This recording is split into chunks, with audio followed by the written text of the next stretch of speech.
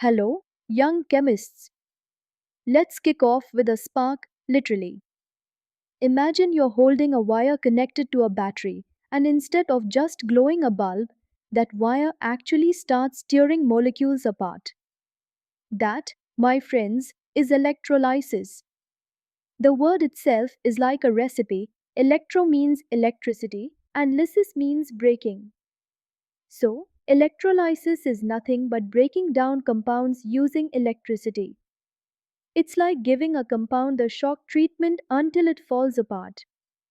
Inside the electrolytic cell, electricity forces ions to move, and this movement triggers oxidation at the anode and reduction at the cathode. Remember, oxidation at anode, reduction at cathode, or as I like to joke, oi rig, oxidation is loss, reduction is gain. And yes, this is one breakup where the sparks really do fly. Now, here's a fun comparison. You know how some people light up the room the moment they enter, while others barely get noticed? Well, chemicals are the same. Electrolytes are the party animals. They conduct electricity when dissolved in water or molten because they split into ions. Think of sodium chloride, spelled as NiCl, or copper sulfate, spelled as CuSO4, the moment they dissolve.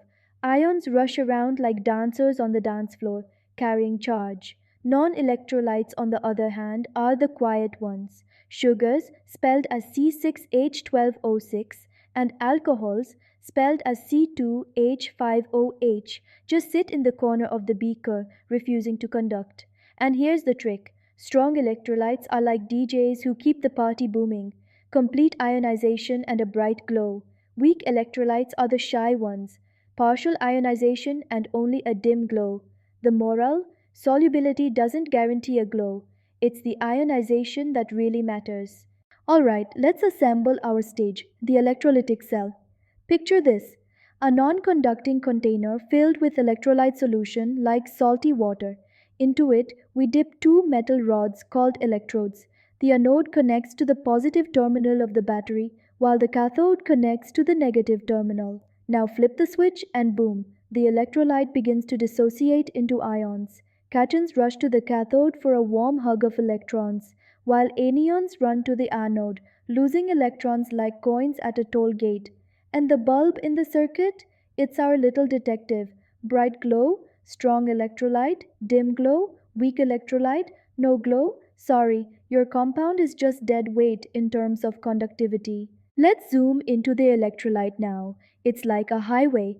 Cations, the positive ions, always migrate to the cathode where they're reduced.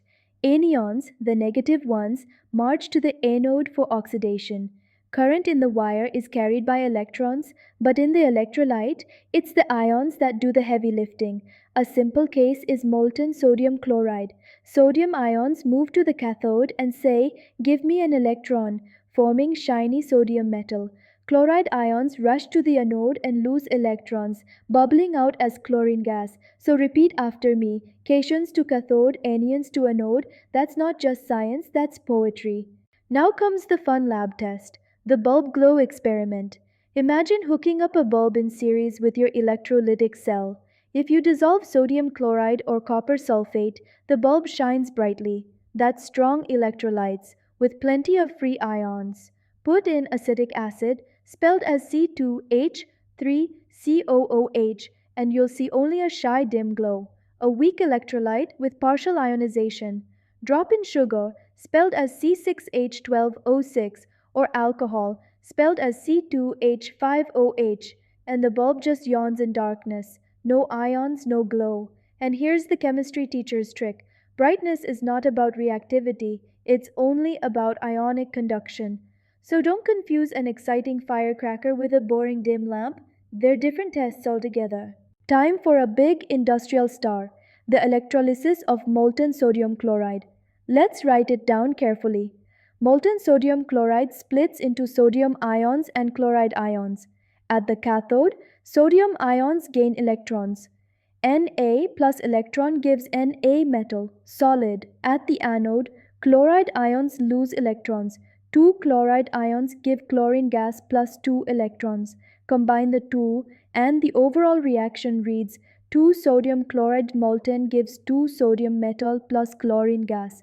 This is not just a lab trick, it's how industries produce metallic sodium for making sodium vapor lamps and chlorine for disinfectants. So, yes, when you add bleach to your bathroom, thank electrolysis. So, let's pull all the wires together. Electrolysis is decomposition by electricity using an electrolytic cell. You need three things: an electrolyte to conduct, electrodes to direct, and a power source to drive. Cations are reduced at the cathode, anions are oxidized at the anode. The glow of a bulb reveals the strength of your electrolyte, and the classic molten sodium chloride example reminds us how this process powers industries worldwide. In short, electrolysis is electricity's magic trick, turning invisible currents into visible chemistry. And with that, I hope you'll never look at a simple wire and battery the same way again. Remember, every bulb you light could also be lighting up the secrets of chemistry. See you in the next concept, where the ions get even more dramatic.